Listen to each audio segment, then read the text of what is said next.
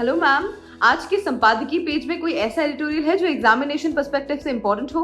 हाँ, आज एक आर्टिकल आया है तकनीक से जीवन और गरिमा की रक्षा। तो इसे हम बहुत ही शॉर्ट में समझ लेते हैं।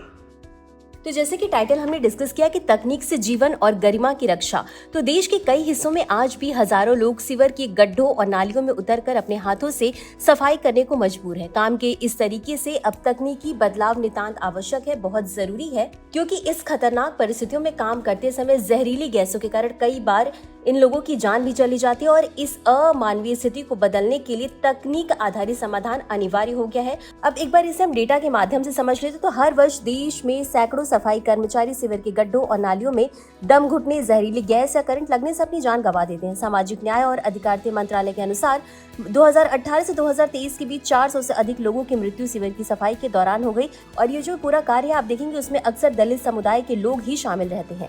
हालांकि भारत का जो संविधान है उसमें हर नागरिक को समानता, स्वतंत्रता और गरिमा का आधार दिया गया है। अनुच्छेद 14 के अकॉर्डिंग सभी नागरिक कानून की दृष्टि में समान है। अनुच्छेद 17 में अस्पृश्यता को समाप्त करने के लिए कहा गया है और अनुच्छेद 21 प्राण एवं दैहिक स्वतंत्रता की बात करता है।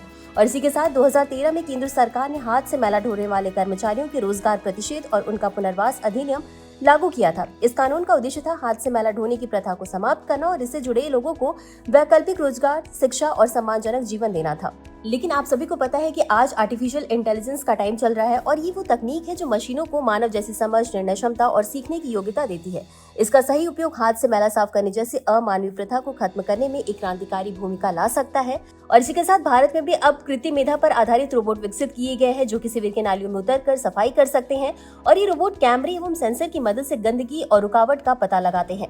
इसी के साथ तिरुवनंतपुरम, चेन्नई, लखनऊ और पटना जैसे शहरों में इसका उपयोग किया जा रहा है। वहीं कुछ अन्य देश के उदाहरण भी हैं जो अपने देशों में सीवर की सफाई के लिए अलग अलग तरीकों को अपनाते हैं। वो कौन कौन से हम देख लेते हैं। तो जापान में पाइप रोवर और क्रोबोस नामक रोबोट जो है वो पाइपलाइन की गहराइयों में जाते हैं, कैमरे और सेंसर की मदद से सफाई करते हैं। वहीं दक्षिण कोरिया में सीवर बाट नामक तकनीक कृत्रिम बुद्धिमत्ता के माध्यम से सीवर व्यवस्था की स्थिति की निगरानी करती है और खतरे के समय चेतावनी देती है। सिंगापुर में भी पूरे सीवर तंत्र को स्मार्ट सेंसर से स्वचालित किया गया है और इसी के साथ लंदन और एम्स्टर्डम जैसे शहरों में भी ड्रोन और कैमरे पाइपलाइन का नियमित निरीक्षण करते हैं। और इसी के साथ ये भी जरूरी है कि प्रत्येक नगर निकाय में रोबोटिक सफाई प्रणाली अनिवार्य की जानी चाहिए, जो कि बहुत जरूरी है।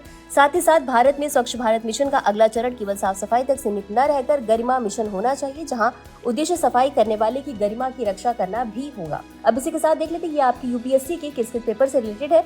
तो जीएस पेपर 1 आपका भारतीय समाज से है, जीएस पेपर 2 सरकार की नीतियों से है, GS paper 3 science and tech से संबंधित और जीएस पेपर 4 एथिक्स से भी संबंधित है। तो आज के लिए बस इतना ही। धन्यवाद।